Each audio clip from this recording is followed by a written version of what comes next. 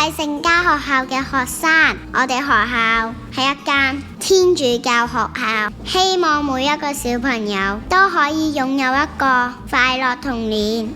係啊，我哋學校用主題式教學，將生活知識同埋遊戲結合，等小朋友開開心心咁學習。最有呢，學校好重視英文，有英文老師同埋外籍老師同我哋上堂講英文，我哋都好鍾意上英文堂㗎。學校仲好重視品德教育，教我哋做一個有禮貌、有愛心嘅好孩子。